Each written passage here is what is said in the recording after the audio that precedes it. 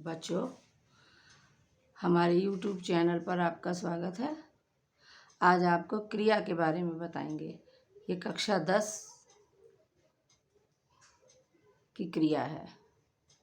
क्रिया छोटी क्लास के भी बच्चे समझ सकते हैं। क्रिया किसे कहते हैं? किसी काम के करने या होने को क्रिया कहते हैं। जो काम का करना या होना प्रकट करता है उसे क्रिया कहते हैं। क्रिया के मूल रूप को क्या कहते हैं? क्रिया के मूल रूप को धातु कहते हैं। जैसे खाना से ना हटा दो खा, सोना से ना हटा दो सो। खाना क्रिया है और सिर्फ खा उसकी धातु है, मूल धातु है। तो क्रिया जो है, कर्म के आधार पर कितने भेद होते हैं? क्रिया के कर्म के आधार पर 2 भेद होते हैं। एक अकर्मक क्रिया और दूसरी सकर्मक क्रिया। अकर्मक यानी इसमें कर्म की आवश्यकता नहीं पड़ती, जो भी काम होता है अपने आप हो जाता है। जैसे खेलना है, जाना है, भौंकना है, चिल्लाना है, रोना है, हंसना है, गाना है, ये सब क्या है? अकर्मक क्रियाएं हैं। अकर्मक क्रिया में अगर आप क्या या किसको करके प्रश्न करेंगे तो आंसर नहीं मिलेगा, कर्ता ही मिलेगा, कौन करके। जैसे वह आज अपने घर जा रहा है, कौन जा रहा है? कौन जा रहा है अपने घर? वह। तो वह तो करता है, वह कर्म नहीं है ना, इसलिए वो अकर्मक क्रिया है। दूसरा है सकर्मक क्रिया। सकर्मक क्रिया में कर्म की आवश्यकता होती है। जैसे कपड़े धोना, तो कपड़े धोएगा, क्या धोएगा? कपड़े धोएगा। या मोहन पिताजी को पत्र लिखता है, क्या लिखता है? पत्र। और किसको लिखता है? पिताजी को। तो इसमें 2 कर्म आ गए। द्विकर्मक क्रिया भी कह सकते हो, द्विकर्मक, 2 कर्म आ गए। और सकर्मक भी है। तो कर्म में जो है, सकर्मक क्रिया में जो है कर्म का होना जरूरी है। पढ़ना है, लिखना है, खाना है या खेलना है, किसी के साथ हम खेल रहे हैं। वैसे तो खेल हम अपने आप ही सकते हैं। मान लो टेनिस खेल रहे हैं, तो क्या खेल रहे हैं? टेनिस। तो एक कर्मक क्रिया में तो सिर्फ एक ही कर्म आता है और द्विकर्मक क्रिया में 2 कर्म आ जाते हैं। जैसे माँ ने रवि को कहानी सुनाई, क्या सुनाई? कहानी। और किसको सुनाई? रवि को। तो इसमें 2 कर्म आ गए। तो क्रिया में जब हम क्या या किसको करके प्रश्न करते हैं और हमें आंसर मिलता है, वो सकर्मक क्रिया होती है। रचना के आधार पर क्रिया के 2 भेद होते हैं। एक सामान्य क्रिया होती है और एक संयुक्त क्रिया होती है। ये ज़्यादातर पद परिचय में नहीं पूछी जाती, फिर भी। जैसे जितेंद्र ने एक आम खाया, क्या खाया? एक आम। तो ये भी सकर्मक है। संयुक्त क्रिया में क्या होता है? आज मोहन कहीं नहीं दिखाई दिया, यानी दिखना भी है क्रिया और दिया भी क्रिया, डबल क्रिया आ गई। तो ये संयुक्त क्रिया है। या चला गया, चला और गया। एक नाम धातु क्रिया होती है। नाम धातु क्रिया किसे कहते हैं? ये संज्ञा से बनती है। जैसे चमक का चमकाना, आना आना जुड़ जाता है। शर्म का शर्माना, दुख का दुखाना, हाथ का हथियाना, लालच का ललचाना। तो ये जो है नाम धातु क्रिया। सर्वनाम से भी बन जाती है। गरम सर्वनाम है ना, गरम संज्ञा है, सॉरी, गरम तो संज्ञा है, तो गरम से भी बन जाती है गरमाना, नरमाना, सठियाना, लंगड़ाना। ठीक है। एक प्रेरणार्थक क्रिया होती है। किसी को हम प्रेरणा देते हैं काम करने की। जैसे हमने रोशनी से कमरा साफ करवाया, करवा दिया या पिटवाया। मैंने मोहन से सोहन को पिटवाया। ये प्रेरणात्मक क्रिया होती है। एक पूर्वकालिक होती है जिसमें कर जुड़ जाता है। वह खाकर चला गया, वह सोकर पढ़ने लगा, या तुमने उठ कर के रवि की मदद की, श्याम कार से टकरा कर सड़क पर गिर गया। तो पूर्वकालिक क्रिया भी होती है, नाम धातु क्रिया भी होती है, और सकर्मक और अकर्मक। संयुक्त डबल क्रिया आ जाए तो संयुक्त क्रिया है। समझ आ गया? क्रिया बस इतनी ही तुम्हें समझनी है, क्योंकि यही 2 तुम्हारे पद परिचय में आती हैं। ठीक है। अगला है क्रिया विशेषण। अव्यय। अव्यय के भेद बताए थे ना मैंने, 4। क्रिया विशेषण और संबंध बोधक, समुच्चय बोधक, विस्मयादि बोधक और निपात। ठीक है। क्रिया विशेषण किसे कहते हैं? जो क्रिया की विशेषता बताता है उसे हम क्रिया विशेषण कहते हैं। क्रिया विशेषण के भेद कितने होते हैं? 4। एक तो स्थानवाचक क्रिया विशेषण, जिसमें ये बोध हो, मेरे पास आना, यहाँ वहाँ कहाँ इधर उधर आगे पीछे, ये स्थान का बोध करा रहे हैं ना, ऊपर नीचे, ये स्थानवाचक है। अगला है कालवाचक, ये समय का बोध कराते हैं, जैसे आज, कल, परसों, नरसों, रोजाना, प्रतिदिन, अब, ये समय का बोध कराते हैं, ये कालवाचक है। अगला है परिमाणवाचक, ये मात्रा का बोध। परिमाणवाचक विशेषण भी होता है लेकिन वो संज्ञा की विशेषता बताता है, और ये परिमाणवाचक क्रिया विशेषण है, ये क्रिया से पहले आता है। यानी वह बच्चा बहुत रोता है क्रिया है ना, उससे पहले आ गया।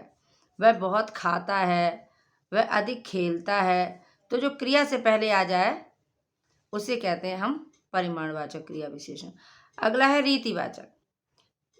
रीतिवाचक क्रिया विशेषण में है धीरे धीरे, अचानक, संभल कर, फटाफट, जल्दी, कभी कभी। ये जो है ना, क्रिया से पहले जो आते हैं, सॉरी कभी कभी नहीं, जो क्रिया से पहले आते हैं ना, उसे क्रिया विशेषण कहते हैं। और रीतिवाचक में जब वो ना स्थान में जाए, न काल में जाए, न परिमाण में जाए, तो समझो वो रीतिवाचक क्रिया विशेषण है। समझ आ गया? अब है अगला है संबंध बोधक। संबंध बोधक में क्या है कि जो संबंध बोधक अव्यय होते हैं ना, वो किसका बोध कराते हैं? संबंध का बोध कराते हैं। किसी के भी संबंध का बोध करा सकते हैं। जैसे कालवाचक मान लो क्रिया विशेषण से पहले आ जाता है। क्रिया विशेषण में सा से, सी, का, के, की, ये सब नहीं आता, और संबंध बोधक में ये शब्द जुड़ जाते हैं। जैसे क्रिया विशेषण में वह लड़का सामने रहता है, इसमें कोई नहीं है, और फिर हम कह देंगे वह लड़का मेरे घर के सामने रहता है, तो घर के सामने हो गया ना। तो के सामने, के ऊपर, के नीचे, से पहले, के बाद, के पश्चात, और आगे या पीछे, उस सब के आगे का, की, के लग जाता है। क्रिया विशेषण के आगे जब का, की, के या सा, सी, से, या और, या तरफ, या द्वारा लग जाए तो वो संबंध बोधक अव्यय हो जाता है। संबंध बोधक अव्यय के भी भेद होते हैं। समय का बोध करा रहे हैं तो कालवाचक, स्थान का बोध करा रहे तो स्थानवाचक, और दिशा का की ओर जा रहा, की तरफ जा रहा है तो दिशा सूचक हो जाता है। और के द्वारा, के सहारे, उसके सहारे काम करें तो साधन सूचक हो जाता है। उद्देश्य सूचक हो जाता है के लिए, के हेतु, के निर्माता। समझ आ गया? और विरोध में आ जाता है के विपरीत, के खिलाफ, लगा का की के ही है।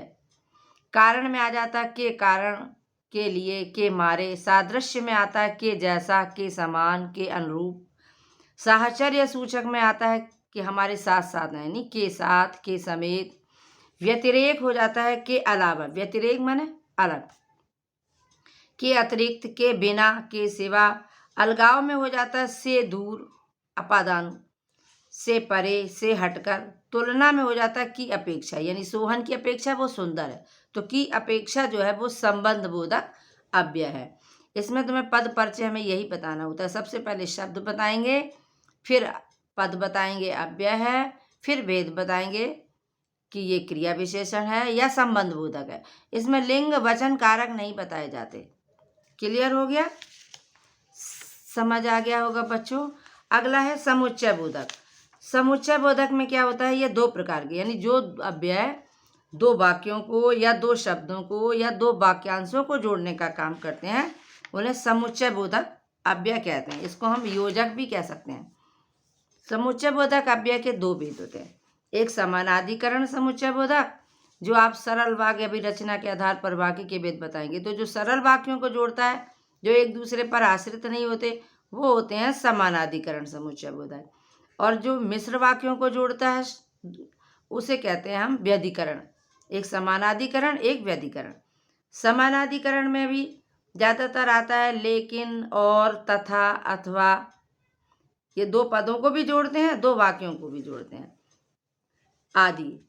या भी आ जाता है, यानी यह काम मोहन अथवा सुरेश ने किया है, या तो कमल ने या उसके भाई ने, ऐसे आ जाता है। विरोध में भी आ जाता है लेकिन है, किंतु है, ये भी समानाधिकरण में आते हैं, इसलिए, अतः। और व्यधिकरण में आता है कि, यदि, तो, यानी संबंध हो जाता है, जिसको हम क्रिया विशेषण बताएंगे आगे चल के। रचना के आधार पर जब वाक्य के भेद समझाएंगे ना, तब समझा दूंगी। तो इसमें यही आ जाता है, परंतु, क्योंकि, ताकि, और कि, जो, जिसने, जिसको, जिससे, जिसके द्वारा, जिसके लिए, जिसका, जिसके, जिसकी, जिसमें, जिस पर, ये सब विशेषण में चला जाता है। लेकिन ये है क्या, समुच्चय बोधक का व्यधिकरण भेद है। एक समानाधिकरण और दूसरा व्यधिकरण। विस्मयादि बोधक ये तो समझ आ ही जाएगा, क्योंकि इसमें निशान होता है, चिन्ह होता है विस्मयादि का, यानी जो अव्यय विस्मय, शोक, हर्ष, करुणा, दया, दुख, घृणा आदि मनोभावों को प्रकट करते हैं, उन्हें हम विस्मयादि बोधक कहते हैं। जिसमें आ जाता है अरे, क्या, सच, ओहो, आहा, वाह, शाबाश, धन्य, ऐसे शब्द जो है वो। इसमें भी आपको लिंग वचन कारक कुछ नहीं बताना है, इसमें सिर्फ आपको शब्द और पद बताना है, या सूचक बता सकते हो आप, ठीक है। निपात कम ही आता है, वैसे निपात का परिचय भी बता दूं। जो वाक्यों पर बल देते हैं जो शब्द, उसे निपात कहते हैं। जैसे यह काम दिनेश ही कर सकता है, ही, भी, तो, मात्र, तक, भी, ऐसे शब्द आ जाते हैं इसमें जो वाक्यों पर बल देते हैं। समझ आ गया बच्चों? धन्यवाद, फिर मिलेंगे।